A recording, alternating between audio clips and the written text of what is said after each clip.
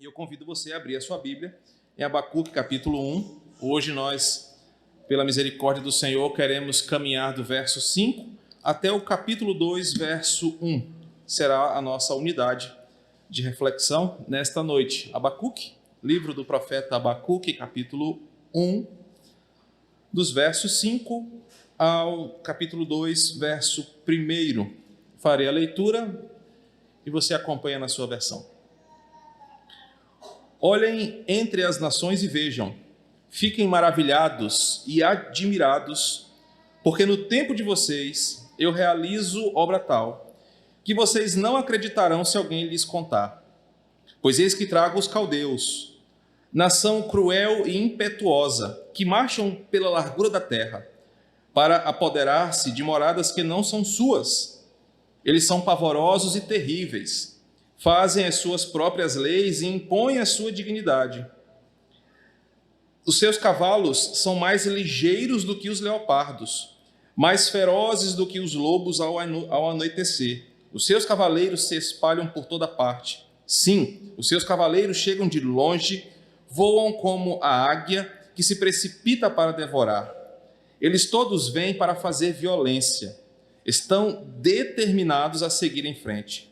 Reúnem os cativos como se ajunta a areia. Zombam dos reis e os príncipes são motivo de riso para eles. Riem de todas as fortalezas, porque amontoando terras as conquistam. Eles passam como passa o vento e seguem adiante. Tornam-se culpados estes, cujo Deus é a própria força. Não és tu? Desde a eternidade, ó Senhor, meu Deus, ó meu santo, não morreremos. Ó Senhor, puseste aquele povo para executar juízo. Tu, ó rocha, o estabeleceste para servir de disciplina. Tu és tão puro de olhos que não podes suportar o mal, nem tolerar a opressão. Por que, então, toleras os traidores e te calas quando os perversos devoram aqueles que são mais justos do que eles? Por que tratas as pessoas como se fossem peixes do mar, como se fossem animais que rastejam, que não têm quem os governe? O inimigo pesca todos com o anzol, apanha-os na sua rede e os ajunta na sua rede de arrastão. Então ele se alegra e fica contente. Por isso, ele oferece sacrifício à sua rede e queima incenso à rede de arrastão, pois é por meio delas que aumentou as suas riquezas e tem abundância de comida. Mas será que ele continuará a esvaziar a sua rede? Será que continuará a matar os povos sem dó nem piedade? Estarei na minha torre de vigia, ficarei na fortaleza e vigiarei para ver o que Deus me dirá e que resposta terei à minha queixa. Oremos mais uma vez. Santo Espírito, compete ao Senhor falar com a tua igreja. Se não houver a tua iluminação que vem do alto para o nosso coração, esse tempo será apenas de uma exposição intelectual de um texto. Mas o que queremos é que a verdade do Evangelho caia em nosso coração e ele se torne um terreno fértil para que essa boa semente germine e vire uma árvore frondosa de fé e confiança em Ti.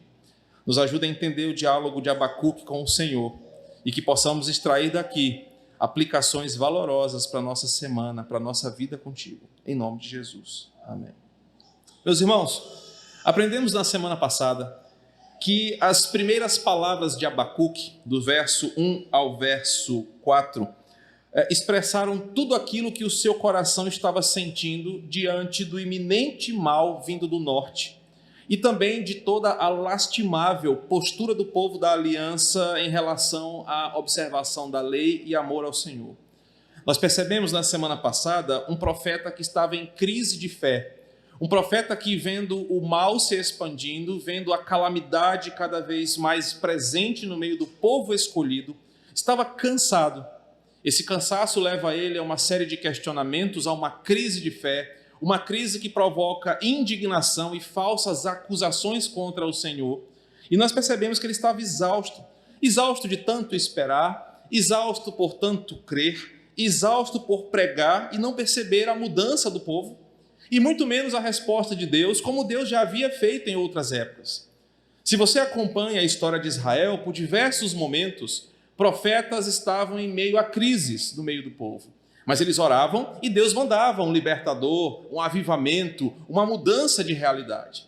Mas não aqui. Abacuque estava orando e estava cansado, e o seu cansaço vira uma crise de perseverança, uma crise de fé. Então ele abre o coração dos versículos 1 ao 4, como na verdade é todo o livro do profeta Abacuque, ele abre o seu coração numa espécie de desabafo, numa espécie de rasgar a sua alma com sinceridade e humildade diante do Senhor. Por isso que ele usa um recurso literário muito comum para os salmistas de perguntar a Deus: Deus, até quando? Eu estou cansado, eu não estou vendo a tua atitude. Nós percebemos que essa postura de Abacuque, de cansaço, de desabafo de alma, em uma postura sincera, humilde, mas ainda assim percebemos na exposição passada um profeta limitado quanto à sua visão, e isso estava gerando a sua crise. Aprendemos na semana passada que Deus parou para ouvir Abacuque, e Deus fica em silêncio, ali ouvindo o seu filho atenta e pacientemente, enquanto dos versículos 1 ao 4, o profeta descarrega a sua alma, confrontando Deus para alguma resposta. E após ouvi-lo atentamente, a unidade que nós acabamos de ler, Deus vai responder às perguntas do profeta. Finalmente Deus vai falar com o profeta, depois de tanto ele perguntar. Deus vai agora mostrar ao seu humilde servo que, embora não pareça haver uma ação divina naquilo tudo, Deus não estava em um silêncio inerte e muito menos inoperante. Deus estava agindo acima da tempestade que Abacuque estava vivendo. E a unidade agora vai nos mostrar essa ação de Deus em resposta à oração do profeta para esclarecer e clarificar a sua visão. Abacuque, em outras palavras, eu vou te responder agora com muita tranquilidade, mostrar a você o que eu estou fazendo, embora você não esteja vendo. E a primeira lição nós já aprendemos aqui na semana passada. Por vezes nós oramos, não entendendo a realidade como um todo, e queremos que Deus responda achando que nós sabemos o que melhor deve ser feito. E é exatamente isso que acontece. Abacuque, você está orando com um desejo sincero, genuíno, mas eu vou lhe dizer o que eu estou fazendo, e você vai ficar impressionado. Essa é a ênfase do primeiro bloco, dos versículos 5 ao versículo 11. Acompanhem aí. O versículo 5 começa assim: olhem entre as nações e vejam, fiquem maravilhados e admirados, porque no tempo de vocês eu realizo obra tal que vocês não acreditarão se alguém lhes contar. O texto começa com a resposta de Deus em uma expressão grandiosa. Deus diz algo mais ou menos assim: Abacuque, o que eu estou fazendo, enquanto você acha que eu não estou fazendo nada, é algo tão grandioso que todas as nações da terra ficarão maravilhadas e boquiabertas. E se alguém contasse para você que não fosse eu, você não iria acreditar. Meus irmãos, e Deus então começa a desarmar aquela visão pequena do profeta, dizendo o seguinte: Abacuque, eu estou fazendo algo que você não pode sequer imaginar. Que se não fosse alguém além de mim contando para você, você acharia que seria uma teoria da conspiração, seria alguma ideia mitológica ou uma coisa impossível. Mas eu estou fazendo alguma coisa. Ao contrário do que Abacuque imaginava, Deus estava exatamente onde ele deveria estar, no seu alto e sublime trono, e de lá, governando e fazendo tudo o que ele sempre quis fazer. Abacuque, por não compreender o que estava acontecendo, falamos na semana passada que Abacuque só estava sofrendo, ele só estava vendo pessoas morrerem ao seu redor, ele estava vendo a violência aumentar, a justiça se corromper, o ímpio prosperar, sofrimento em todo lugar, ele estava perdido. Mas agora Deus fala: Abacuque, eu vou revelar para você o que está acontecendo em algo muito mais amplo. Eu vou revelar a você o que está acontecendo de uma forma muito mais profunda, para que você pare de pensar só em si, pare de pensar só no que está acontecendo. E Deus então começa o versículo 5 dizendo: Abacuque, eu vou mostrar para você. Não te dando explicações, Deus não precisa dar explicações ou satisfações, ele vai revelar ao seu profeta aquilo que ele tanto queria saber. E observa que a resposta de Deus, do versículo 5 ao 11, é uma resposta tipo assim: Abacuque, você realmente quer saber o que eu estou fazendo? Já que você perguntou tanto, está duvidando da minha soberania, está duvidando do meu controle porque o mal está chegando e você acha que eu não poderia trazer o mal, eu vou dizer o que eu estou fazendo. Mas, infelizmente, Abacuque, a sua mente limitada não vai entender agora. Por isso que a obra é grande e as nações vão ficar boquiabertas, porque é uma obra tão grande que você jamais poderia compreender como um todo. E é exatamente aqui que a aproximação do texto chega até nós essa noite. Com certeza você, assim como o mundo inteiro, tem orado fervorosamente para que a realidade presente mude. Nós queremos que esse cenário global fique no passado. Nós queremos que as coisas voltem a ser como eram antes. Nós estamos cansados de sofrer, estamos vendo o mal prosperar em diversas frentes e estamos orando: Deus, até quando? Senhor, já se passaram 2 anos, são não sei quantas mil mortes diárias, são famílias sendo despedaçadas, pessoas boas morrendo. É uma calamidade política, financeira, o mal está prevalecendo. Até quando, Senhor? Nós temos orado igual a Abacuque. E achando que Deus está de mãos amarradas, ou não está se importando, como nós aprendemos na semana passada, com o seu povo sofrendo. Deus chama o profeta e fala: eu vou mostrar para você o que eu estou fazendo. Mas, Abacuque, eu vou mostrar algo a mais.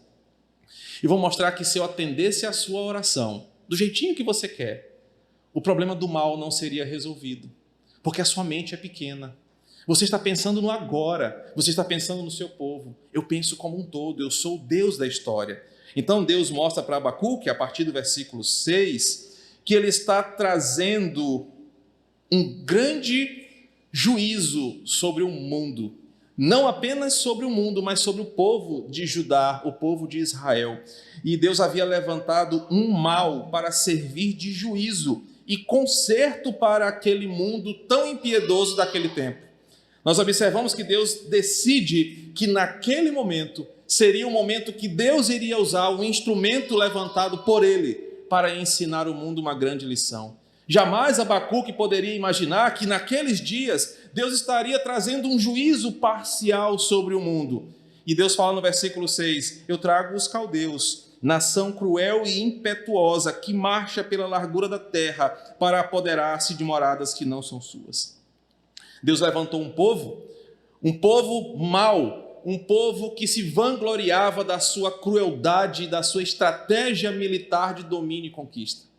Mas observa que o texto reforça a soberania de Deus.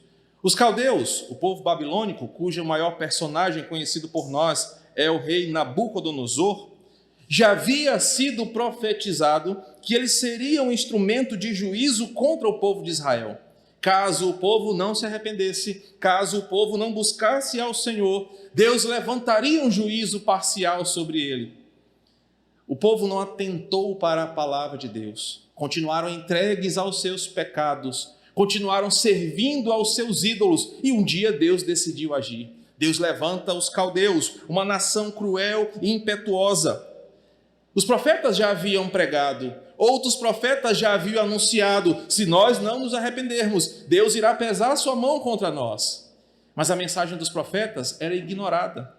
As pessoas não amavam ao Senhor, as pessoas não ouviam a mensagem e convertiam seus corações. Num determinado momento da história, o Rei das Nações, aquele que é todo-poderoso, decidiu dar um basta naquela situação. E é por isso que no versículo 6, 5 e 6, há uma expressão muito importante. Versículo 5: fiquem maravilhados e admirados, porque no tempo de vocês eu realizo uma obra tremenda. A importante ênfase desta expressão aqui é que Deus está dizendo a Abacuque: é no tempo de vocês que eu estou exercendo um juízo parcial sobre o mundo. Se você está curioso para entender a diferença entre juízo parcial e juízo final, eu recomendo você consultar uma obra do Dr. Heber Campos, e ele vai explicar para você num livro chamado Eu Sou, numa série de livros, a diferença entre os juízos parciais de Deus, já aconteceram vários na história, e o grande juízo final. Aqui nós estamos diante de um juízo parcial de Deus. Nos dias de vocês, no tempo de vocês, eu vou trazer um juízo sobre a terra. E esse juízo acontecerá hoje, acontecerá em breve e pegará vocês desprevenidos. A expressão no tempo de vocês aqui significa uma coisa repentina, não anunciada, para que vocês não tivessem tempo de se preparar. Jesus fala isso de outras formas, lá no sermão escatológico, quando ele diz que um estará no campo, outro estará em casa, quando o final, ou quando o fim vier. A ideia aqui é que o juízo de Deus estaria em breve chegando e não daria tempo do povo se preparar, se proteger ou contra-atacar. O juízo de Deus pegaria o mundo despreparado e desprevenido. E haveria de trazer, essa é a ideia de levantar, suscitar, como está em algumas versões. Os caldeus, um termo comum no Antigo Testamento para descrever o Império Babilônico. E o Império Babilônico era um povo que fora responsável pela pior devastação do povo de Israel.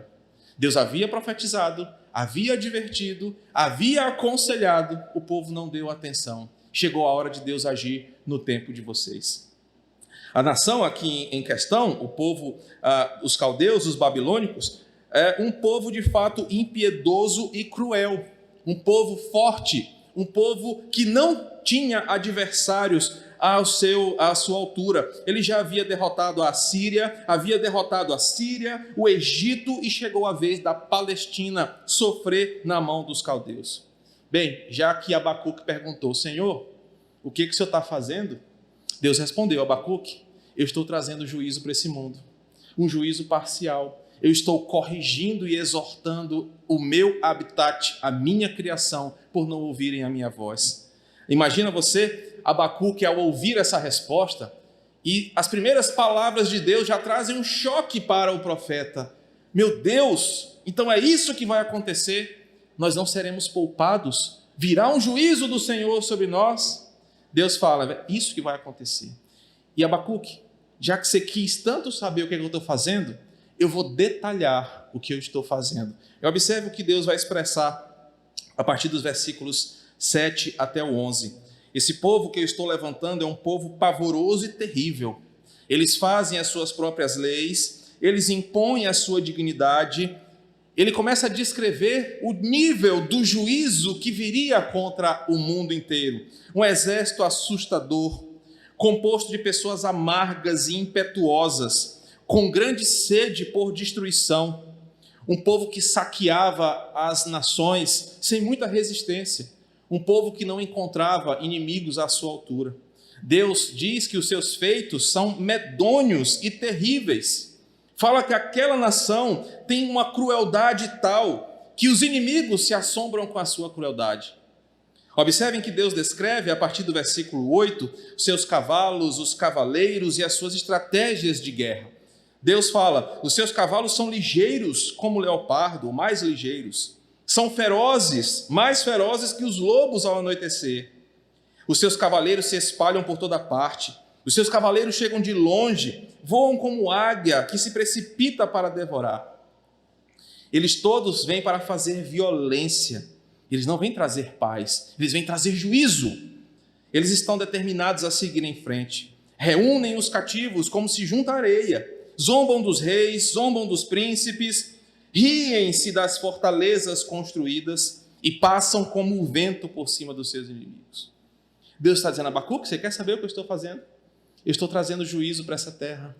Eu estou levantando os caldeus. E esse povo que eu estou trazendo tem uma destreza, uma agilidade, desde os seus cavalos que são treinados para a guerra, mas também cavaleiros que são como uma máquina de guerra incontrolável, determinada para conquistar tudo e destruir a todos.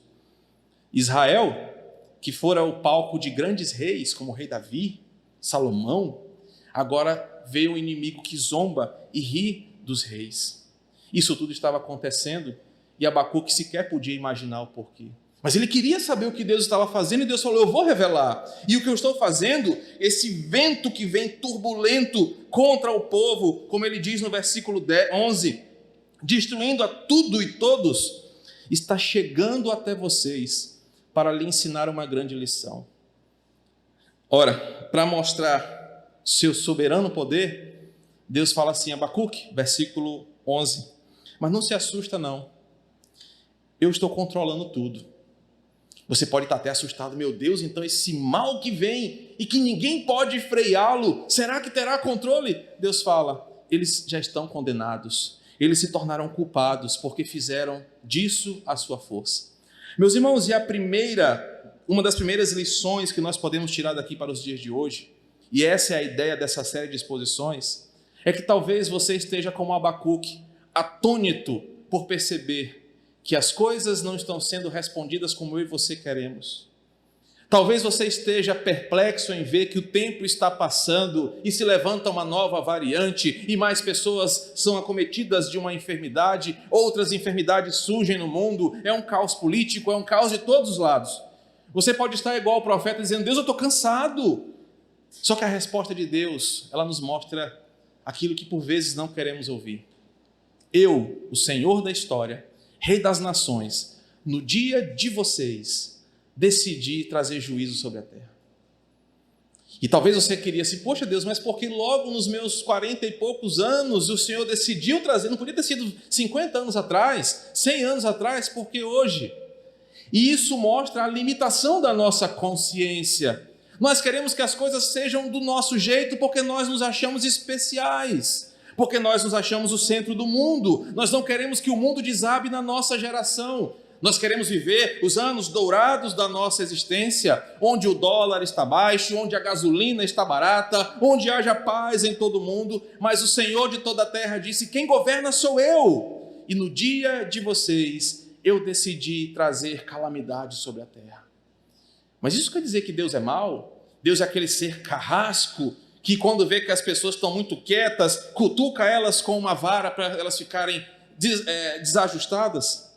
Deus, em seus propósitos eternos, mostra que em tempos,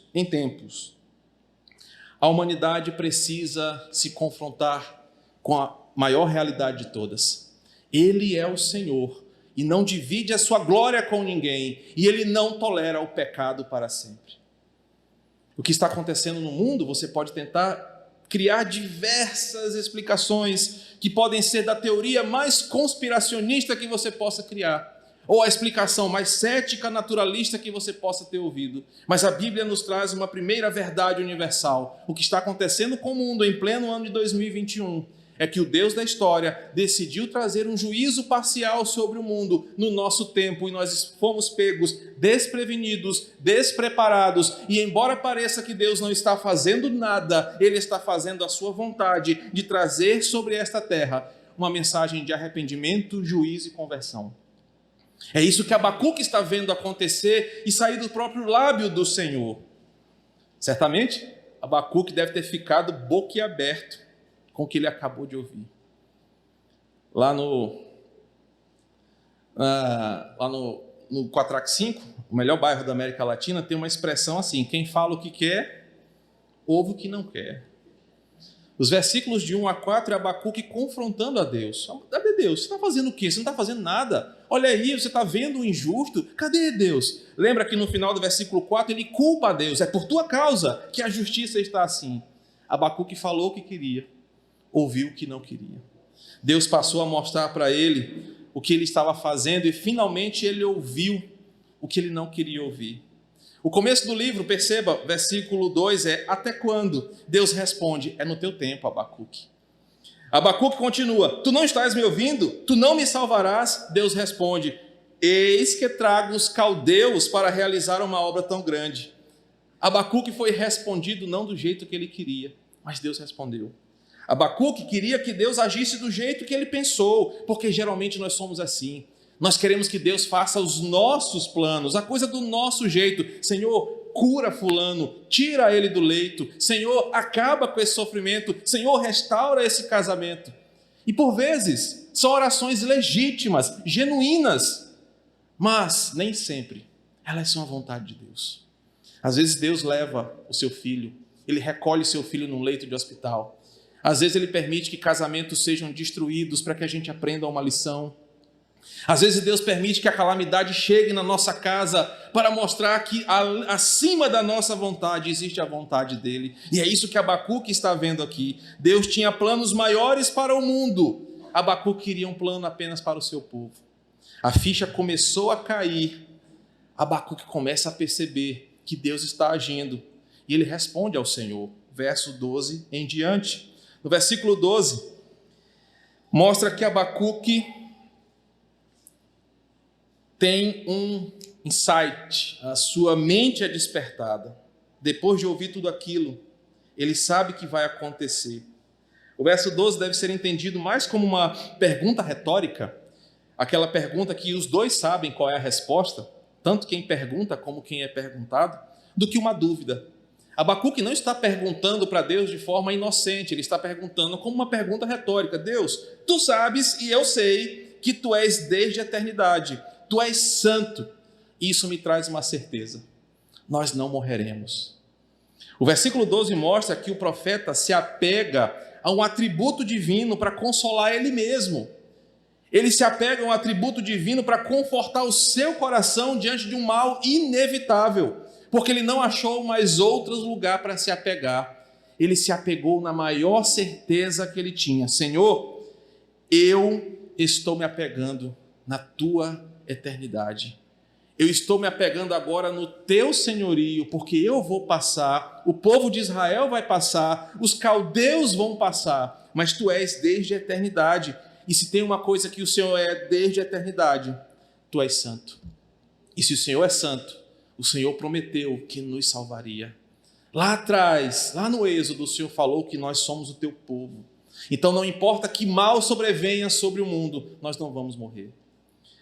Eu tentei traduzir mais ou menos o que Abacuque expressou e eu coloquei assim: Senhor, eu lembrei que tu és eterno e santo. Eu lembrei que tu tens tudo determinado e que os teus planos não podem ser frustrados. Antes mesmo de eu nascer, o Senhor já tinha tudo determinado. Se assim foi, se esse foi o que o Senhor planejou para nós, tempos de calamidade em nossos tempos, Senhor, vai ser difícil. Vai ser pesado, vai haver dor, vai haver pranto, vai haver choro, vai haver calamidade, nós teremos muitas perdas, mas Senhor, tu sabes o que o Senhor está fazendo, porque tu és santo e a tua palavra não volta atrás. Você pode observar isso em Isaías 37, 26, ou o próprio Isaías 46, versos 10 e 11, quando Deus afirma isso: quem pode me dar conselhos? Quem pode mudar a minha vontade? Eu sou o Senhor sobre todos. Abacuque se apega nisso e nessa pequena oração, Abacuque revela sua teologia como uma forma de aceitar as coisas que acontecem ao nosso redor. Sabe, irmãos, quando a tragédia chega em nossa casa, quando a calamidade assusta a nossa nação, nós temos duas opções: ou nós vamos apostatar e duvidar de Deus com o coração em crise, ou nós vamos nos apegar a quem Deus é, em sua santidade e sua eternidade, e assim nós vamos vencer.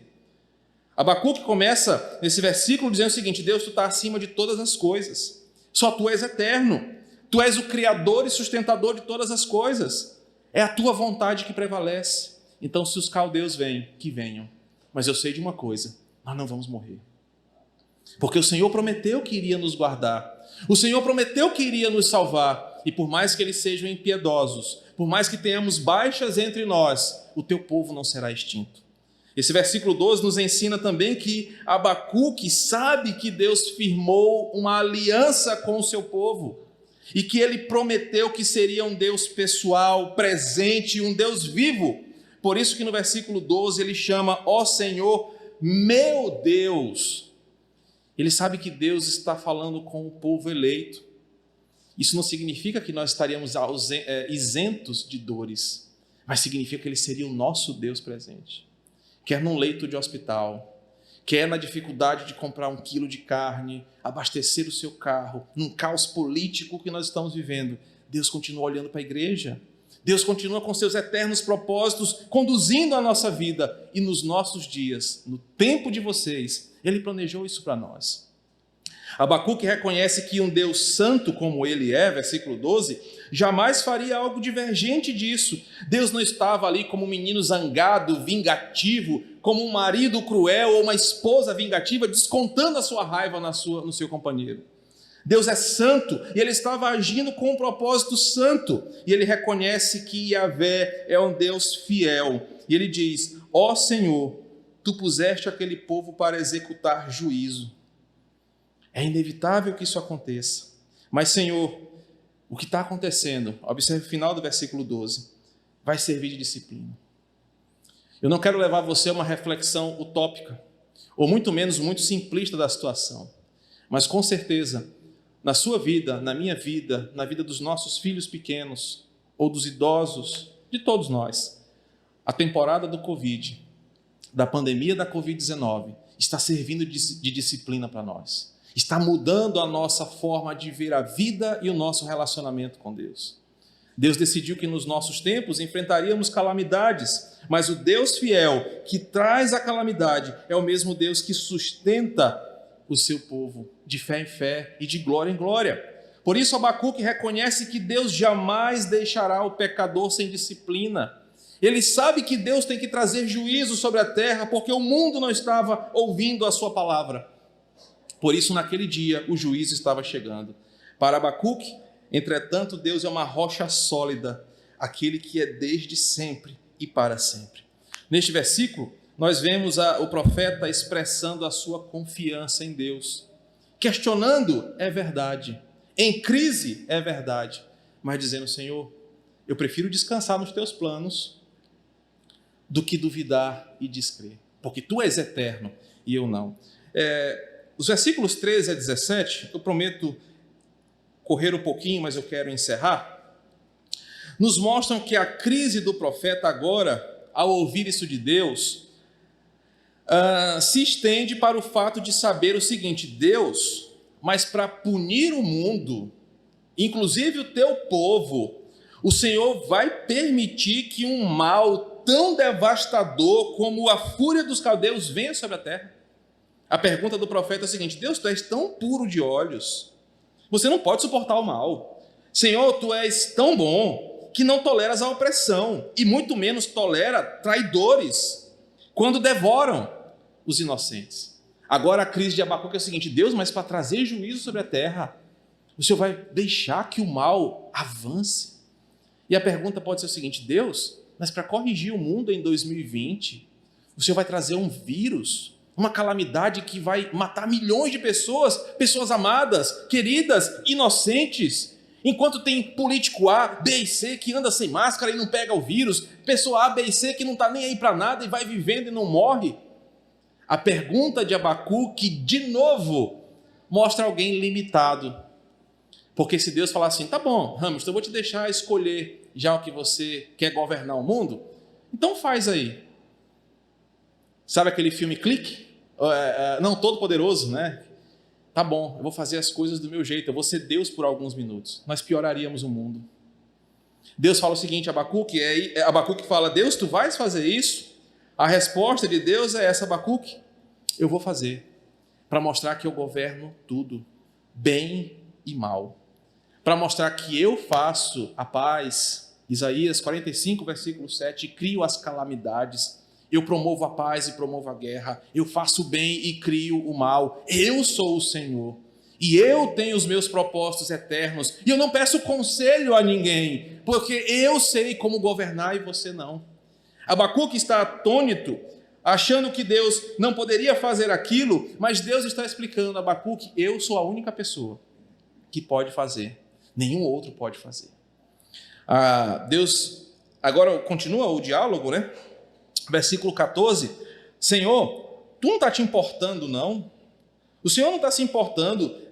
Parece que o Senhor trata as pessoas como se fossem peixes do mar, que a gente pesca, come e mata. Eu nunca vi ninguém chorando quando um peixe pedra morre, mas se um cachorrinho nosso está doente, a gente chora, que falta se acabar. A ideia aqui é essa, né? A gente não trata peixe com sentimento. Claro, quem for discípulo da Luísa Mel chora até com uma mosca que morre. Mas ele diz o seguinte: Tu vai tratar o povo assim? Deixar as pessoas morrerem num leito de hospital? Deixar pessoas morrerem asfixiadas dentro de casa? Que Deus é esse? Essa é a crise do profeta. Tu não está te importando com isso? Tu não está se importando com as pessoas que estão perecendo? O profeta tem as mesmas perguntas que eu e você temos durante essa pandemia. Onde está Deus diante desse cenário? Só que com um novo argumento, que de novo vai decepcionar o profeta, Deus lembra uma realidade para Abacuque. Versículo 15 e 16 nos mostram que Deus está dizendo o seguinte: Abacuque, é mediante a proliferação desta calamidade que eu estou ensinando ao mundo essa lição. E nós vamos descobrir isso lá no finalzinho do livro. Abacuque mostra como os caldeus, versículo 15 e 16, são maus. É notório na história que o povo babilônico tinha uma forma de humilhar os líderes capturados. Eles fincavam grandes anzóis no septo nasal dos seus escravos e prendiam uns aos outros em cordas. E você já tomou uma pancada no nariz, viu como é que você chora de dor e lacrimeja? Os caldeus faziam isso, eles aprisionavam os escravos com um grande anzol pelo nariz e acorrentavam uns aos outros, e eles eram puxados por cavalos em uma exposição de vergonha. Abacuque diz o seguinte: Deus, olha o que eles fazem. E Abacuque lembra um outro detalhe, que é a rede de arrastão. Quando os escravos estavam cansados e pedindo: parem, por favor, a gente não aguenta mais, o exército babilônico lançava grandes redes sobre eles, os amontoava e os prendia atrás das suas carruagens, e eles iam sendo arrastados. Muitos eram despedaçados ao longo do trajeto. Aí você imagina, o seu colega que está aprisionado está sendo despedaçado pelas pedras, já está morto, o sangue derramando sobre você, você cansado, sendo arrastado. Essa era a crueldade dos babilônicos. Abacuque está querendo mexer no psicológico de Deus. Deus, tu vai deixar isso acontecer? Não é possível que você vai permitir isso. E aí, observem o versículo 16. Deus, então quer dizer que o Senhor é que está promovendo isso de crueldade. Eu estou mostrando para você a crise do profeta. É por isso, porque o Senhor está permitindo, é que Nabucodonosor, é pela tua permissão que ele toca mais terror na cidade. Na busca por respostas, o profeta se vê ainda mais atribulado, porque ele entende quem são os caldeus, ele entende o mal que vai vir, e por não conhecer a vontade divina, sendo corroído por dúvidas, ele quer que Deus faça alguma coisa do jeito dele. A crise persiste, e é onde a gente chega no versículo 17. A oração dele termina assim: Deus, eu tenho uma dúvida sincera, já que o mal é inevitável, já que o mal é cruel, já que é nesse tempo que o Senhor decidiu que essa calamidade viria, já que ela será dessa forma, já que não adianta eu tentar argumentar contigo, a coisa vai acontecer porque tu és eterno, tu és santo, eu não vou duvidar, mas será que isso vai passar mesmo? Observe o versículo 17, será que ele continuará para sempre assim? A pergunta do profeta é: eu devo confiar em ti? Porque o Senhor está dizendo que isso vai passar. O Senhor está dizendo que isso tem uma finalidade. Mas o mal é cruel. E é nesse ponto, irmãos, que nós nos identificamos com Abacuque de novo. Deus, lá vem mais uma onda. Lá vem mais uma variante. Eu não aguento mais usar máscara. Senhor, meu Deus do céu, e o povo não aprende. E é isso e aquilo outro. Deus, isso parece não ter fim. Eu devo confiar que o Senhor está no controle de tudo mesmo? Essa é a pergunta de Abacuque no final da sua oração. Eu devo confiar em ti? Eu devo confiar no teu santo caráter? Ou a crise da apostasia, no final das contas, é a verdade? O Senhor não está controlando nada.